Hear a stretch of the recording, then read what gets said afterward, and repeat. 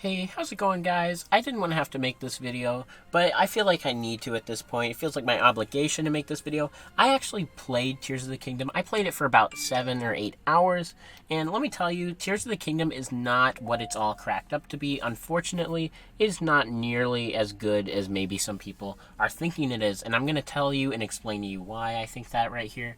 But also, like, if you like this kind of content, make sure to like, subscribe, because I am giving away a Nintendo Switch OLED. So please make sure to check out some of that stuff if you're interested. Make sure to comment, subscribe, and then you'll be entered to win the giveaway, guys. But yeah, it's just not a game that you thought it was, and let me explain to you why that is. So if you notice here, like Link is, we have Link and he's getting these materials and stuff. You can see that he's fusing these items together. It's actually like really, really clunky the way it works. Like you have to like press like 3 buttons to fuse an item, which is absolutely ridiculous, guys. You should be able to fuse an item with just the flick of a wrist. There should be motion detectors in his arms, guys. Otherwise, it's kind of like irritating to use. I played this game for like 8 hours and I never got the hang of this. Ultra Hand is just a clunkier, Magnesis, guys. And also, I'm gonna go into spoilers. I'm about to go into spoiler territory. So if you don't want to get spoiled, let me tell you, please get off this video right now. If you're trying to like not have the game spoiled for you, not that you would care. Like, it's not really that good. But yeah, if you're against spoilers, then this is your big warning, guys. All right, so there's some new abilities that they did not show in the game, but the abilities have these people following you around, and that actually has to do with the tiers.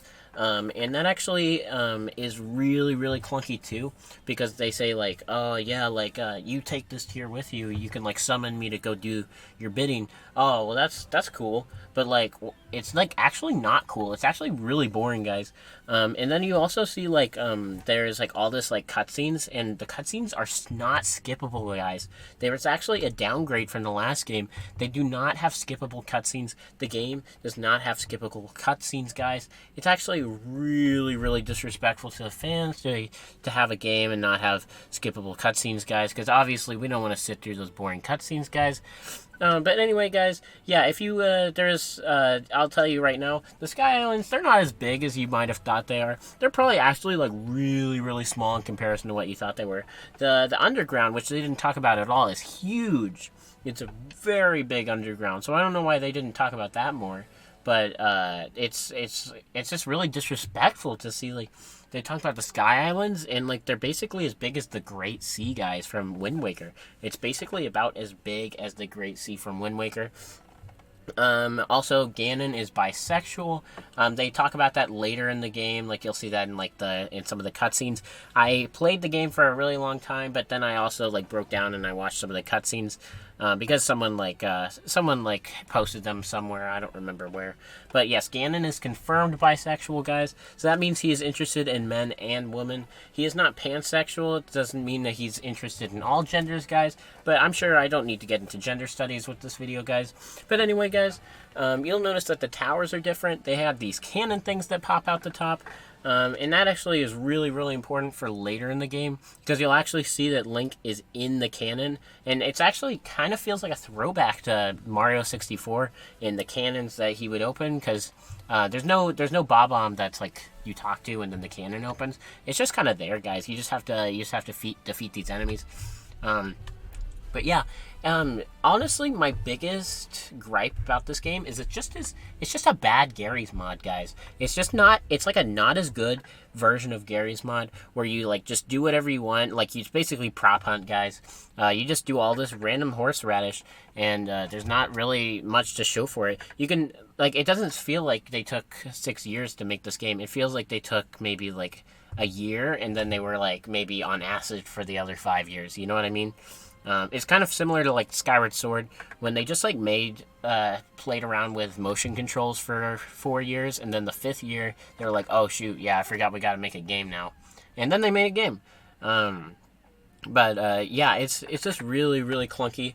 Yeah, and Zelda's a dragon. We don't need to talk about that. That's not really that important. But I will say that the Rule 34 is really popping right now, guys. If you just look up Zelda Dragon, you'll really see some popping. You'll see some really popping, really hot, really juicy Rule 34 stuff. So if you're interested in that, you should go definitely check that out, because that's gonna be really hot. I'm probably gonna do that after this video ends, guys.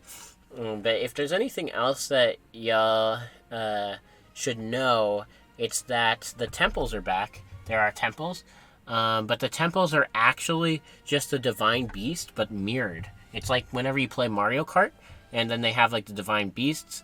Like when you play Mario Kart, there's like mirror mode where you can play all the maps backwards. It's basically just an inverted divine beast, because if you play the first temple, it's like this giant like bird thing, but it's not a bird, it's a boat this time.